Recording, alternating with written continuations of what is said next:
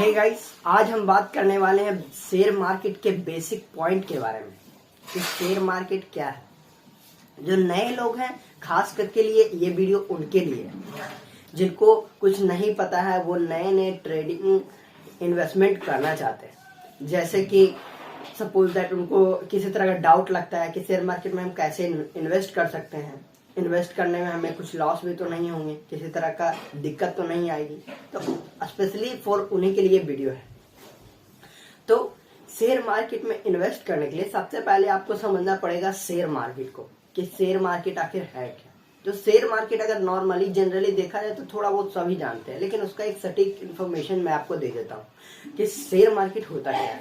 तो share market एक तरह से मंडी है, सब्जी मंडी आप देख रहे हैं, उसी तरीके से एक शेयर मार्केट की मंडी होती है, जहां पर अगर कोई चीज ज्यादा आया हो, जैसे कि मंडी में सपोज दैट ज्यादा आलू आया हो, सभी जगह आलू भरा हुआ हो और उसकी मांग कम हो तो उसका रेट कम जाता है। ध्यान से इस बात को समझें। अगर मार्केट में आलू ज्यादा है और डिमांड उसकी कम आ रही है, मतलब हम लोग खरीद कम रहे हैं, तो उसकी प्राइस जो है घट जाएगी। और अगर किसी चीज को बहुत कम जगह ही है मार्केट में, बहुत कम है, जैसे टमाटर हो गया या कुछ भी हो गया, बहुत कम है, तब कम होने पर उसका डिमांड बढ़ जाता है, रेट बढ़ जाता है। उसी तरीके से है ये हमारी शेयर मार्केट की मंडी के बारे में। शेयर मार्केट की जो मंडी है उसे कहते हैं बीएससी और एनएससी। बीएससी का मतलब होता है बॉम्बे स्टॉक एक्सचेंज, एनएससी का मतलब होता है नेशनल स्टॉक एक्सचेंज। बीएससी मतलब होता है कि बॉम्बे में जितनी भी बड़ी बड़ी कंपनियां हैं और आसपास में जितनी बड़ी बड़ी इंडस्ट्री है, वो सबको मिलाकर बीएससी को बनाया गया है। मतलब कि उसमें जो भी स्टॉक रखे जाते हैं और निकाले जाते हैं, वो सब बॉम्बे के हिसाब से बड़ी बड़ी कंपनियों को सेटलमेंट करके किया जाता है। और नेशनल स्टॉक जो होती हैं, पूरे ऑल ओवर वर्ल्ड की जितनी भी बड़ी बड़ी कंपनियां हैं उसको मिलाकर बनाया जाता है। तो ये जो है नेशनल स्टॉक एक्सचेंज, ये बहुत दूर दूर तक फैली हुई है, मतलब पूरे इंडिया लेवल तक। आप समझ सकते हैं बातों को। और इसमें भी वही चीज है, बट थोड़ा सा डिफरेंस होता है। अब हम समझ लिए बीएससी क्या है, एनएससी क्या है। अब उसके बाद आ जाता है कि हम शेयर मार्केट में पैसे कैसे इन्वेस्ट करें। तो आपको शेयर मार्केट में पैसे इन्वेस्ट करने के लिए सबसे पहले आपको सबसे ज्यादा जरूरी है कि आपको उसके बारे में एक पर्टिकुलर नॉलेज होना चाहिए। क्योंकि अगर आपको नॉलेज नहीं होगा तो शेयर मार्केट में आप जानते हैं, शेयर मार्केट एक ऐसा एरिया है जहां पर बहुत ज्यादा लोग पैसा लगा चुके हैं और खो चुके हैं पैसा। और बहुत कम ऐसे लोग हैं गिने चुने, जैसे वॉरेन बफेट, राकेश झुनझुनवाला, बहुत ऐसे कम व्यक्ति हैं जो बहुत कम पैसे में ही बहुत अच्छा पैसा कमा चुके हैं। तो उसके पहले आपको उस पर नॉलेज इकट्ठी करनी पड़ेगी। और ये जो मैं वीडियो बना रहा हूँ, खास करके मैं उसी के लिए बना रहा हूँ। इस पे मैं पूरी सीरीज लाने वाला हूँ। अगर आपको ये सीरीज जल्दी चाहिए तो आप नीचे कमेंट में लिख के बता सकते हैं हमें कि हमें इसकी नेक्स्ट सीरीज चाहिए, ताकि हम भी शेयर मार्केट के बारे में टोटल नॉलेज इकट्ठा कर पाएं और आगे हम अपनी इन्वेस्टमेंट को कर पाएं। तो सबसे पहले हम बीएससी और एनएससी को तो समझ गए, उसके बाद हम चलते हैं आगे।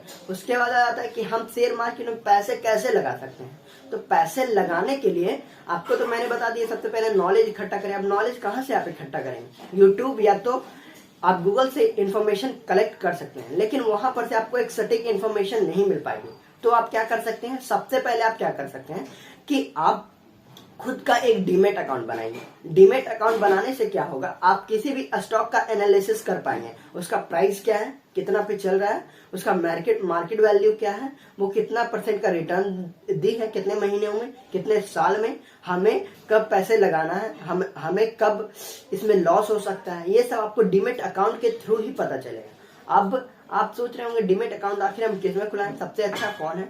तो वो आप पे डिपेंड करता है, आप किसी भी पे खुला सकते हैं। मैं पर्सनली अगर यूज करता हूं तो ग्रो ऐप यूज करता हूं, या आप स्टॉक्स का भी यूज कर सकते हैं।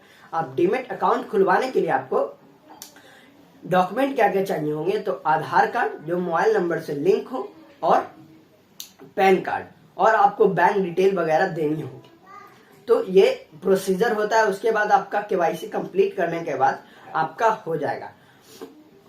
ये आपका हो जाने के बाद आप किसी भी स्टॉक का एनालिसिस कर सकते हैं, और एनालिसिस करने के बाद आप उसमें पैसे भी लगा सकते हैं। अब पैसे लगाने का दो तरीका होता है, एक म्यूचुअल फंड के थ्रू और एक एक शेयर मार्केट के थ्रू। अब म्यूचुअल फंड्स क्या होता है, तो इनडायरेक्ट तरीके से उसमें लगाया जाता है, और शेयर मार्केट में पैसे अगर लगाते हैं तो आप डायरेक्ट तरीके से आप पैसे लगा रहे हैं। डायरेक्ट तरीके से में थोड़ा सा रिस्क होता है, बट इनडायरेक्ट में नहीं होता। लेकिन इनडायरेक्ट तरीके से यानी म्यूचुअल फंड्स के थ्रू अगर आप पैसे लगाते हैं तो उसमें आपको रिटर्न कम मिलते हैं। मिनिमम 12% का आपको रिटर्न मिलता है, और हाईएस्ट तो बहुत ज्यादा है, उसकी कोई लिमिट नहीं है।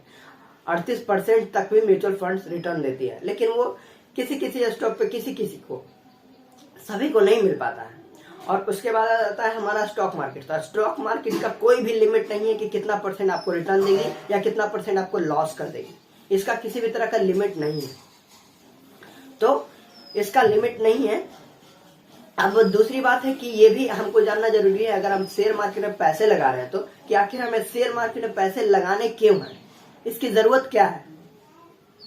तो अभी के डेट में अगर देखा जाए तो 8 से 9% हर साल महंगाई बढ़ रही है, और बढ़ने के कारण ही हमें बहुत सारी दिक्कत हो रही है। जो सामान हम 100 रुपए में खरीदते थे, अब अगले साल या अगले 3 साल 4 साल बाद वही चीज 110 रुपए की हो जाती है। तो ये रेगुलर बेसिस पे हर साल 8 से 9% रेट बढ़ता जा रहा है। और कोरोना के बाद तो और ज्यादा क्राइसिस आ गया है रेट में, हर चीजों का दाम बहुत ज्यादा बढ़ चुका है।